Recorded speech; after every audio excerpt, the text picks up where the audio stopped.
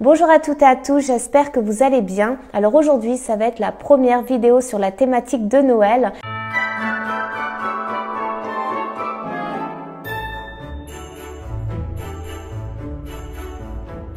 Vous le savez, je vous l'avais dit, je suis dans une démarche un peu plus réfléchie, on va dire. Je ne suis pas parfaite, je ne suis pas du tout, mais loin de là du zéro déchet. Mais cette année, j'ai eu envie de consommer différemment. Pour les fans de déco, vous le savez, Noël, c'est vraiment un moment magique. On a vraiment envie de se lâcher. Mais cette année, j'ai décidé de me raisonner et d'acheter beaucoup moins que ce que je fais habituellement. Ma première interrogation, ça concernait le choix du sapin. Est-ce que je partais sur du naturel, sachant que j'en avais déjà un artificiel de l'année dernière? Donc, je me suis vraiment questionnée et puis par rapport à l'impact écologique que ça pouvait avoir, j'ai décidé de récupérer le sapin que j'avais. Je voulais en acheter un deuxième parce que voilà, la maison un peu plus grande et je voulais vraiment créer un beau décor. Du coup, je suis partie sur un sapin total bois. Très joli, facile à monter, vraiment un petit prix. Vous verrez, n'hésitez pas à consulter ma barre d'informations.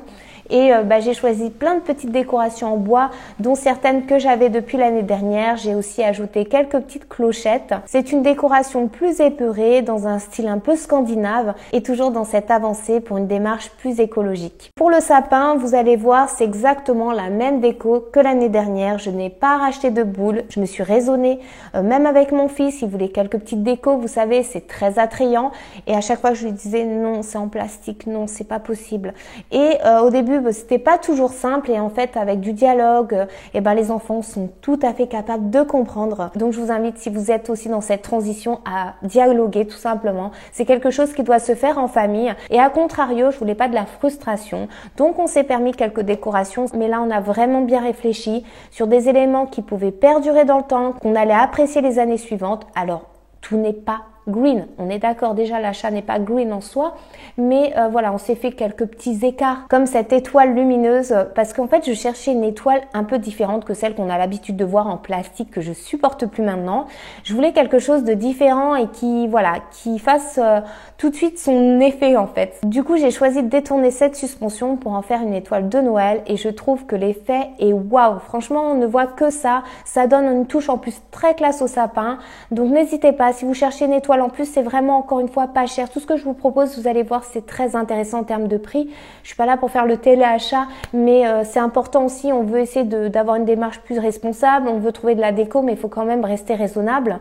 Bien sûr, on peut se faire un peu plaisir, mais dans l'ensemble, ça monte très vite le budget Noël. Pour la mettre en place, c'est très simple. J'ai accroché avec un fil en haut du sapin et donc le câble électrique, je l'ai passé au niveau du tronc en fait du tronc. C'est un faux sapin, mais bon, vous voyez ce que je veux dire. Donc surtout, n'hésitez pas à le mettre avant vos guirlandes lumineuses, sinon vous allez être un peu bloqué, ça va être un peu galère, je pense, pour faire passer le fil. Autre élément lumineux, et c'est le deuxième petit craquage de cette année, c'est cette petite lampe en papier, elle est en forme de sapin. Alors là, pour le coup, ça va servir que pour la période de Noël aussi, mais on l'a beaucoup aimé, on aime bien aussi avoir des ambiances lumineuses dans la maison, donc ça apporte beaucoup de douceur, je trouve, à l'intérieur. Voilà, ça c'était pour les craquages. Après, franchement, on a été beaucoup plus raisonné. Je sais que le chemin est encore long, qu'on peut faire d'autres efforts et c'est ce qu'on va faire, mais on y va tout doucement parce qu'on n'a pas envie de se dégoûter, on a envie que ce soit durable. Alors, il y a plein de petits décors qu'on a trouvés, donc notamment dans des jardineries. Vous avez ces champignons en bois dont j'ai été fan. En plus, ceux-là ont l'intérêt de pouvoir servir aussi de décoration automnale. On a plein de petits sapins en bois, étoiles en bois. Voilà, on est vraiment resté dans un bois clair aussi, de préférence pour que ça aille vraiment avec notre intérieur, qui est plutôt dans ces tons bouleaux, vous voyez, ces bois assez clairs et tendres. Avant, je faisais pas mal de DIY et je me suis souvenu qu'il y avait ces supports bruts en bois et du coup, je me suis orientée vers ces boutiques de loisirs créatifs et j'ai trouvé mon bonheur. Franchement, vous allez voir, une majorité de ma déco provient en fait de ces supports qui sont censés normalement être peints, décorés ou customisés. Moi, je les préfère à l'état brut et surtout, les prix sont très intéressants.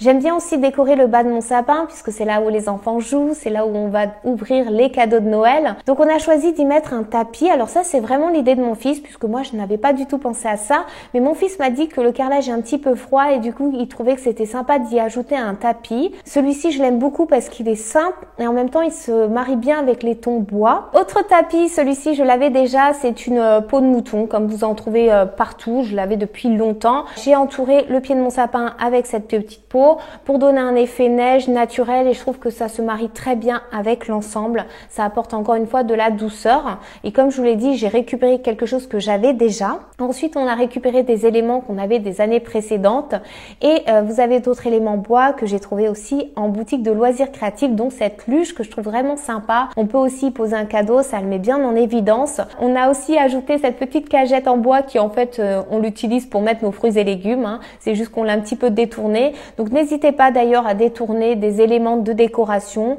ça vous évitera aussi de racheter tout à chaque fois. Une autre façon aussi de présenter les cadeaux, c'est d'acheter tout simplement un sac en jute.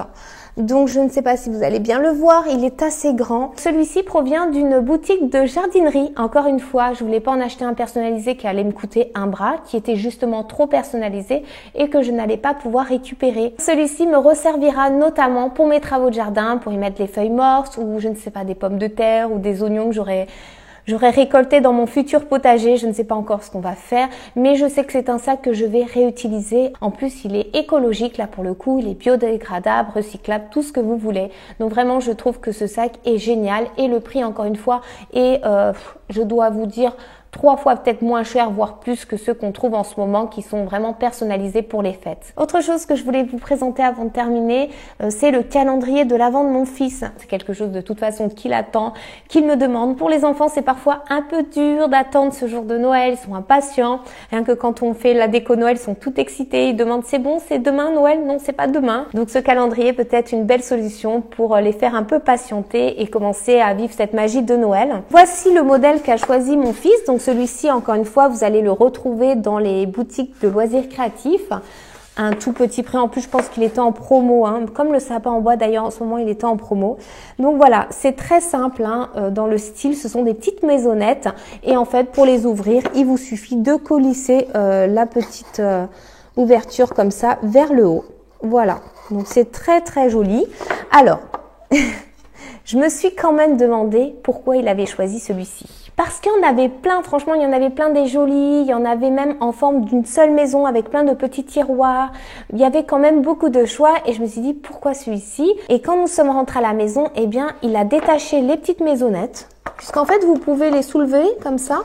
Vous avez un petit clou derrière et ça vous permet de détacher la maisonnette.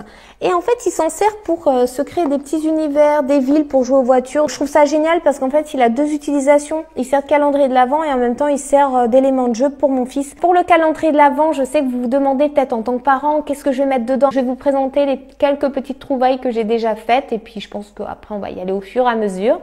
Donc pour ma part, je vais y mettre des chocolats. J'ai aussi acheté quelques tickets de manège. On n'est pas obligé forcément d'acheter toujours des petits objets. Il y a quand même Noël et je trouve que les expériences sont quand même plus riches que les choses qu'on possède. J'ai choisi aussi cette petite boîte en bois. C'est une petite boîte en bois pour y mettre les futures dents de lait. Mon fils n'a pas encore perdu ses petites dents. Il a des camarades qui ont commencé à en perdre. C'est quelque chose qu'il travaille un tout petit peu, hein.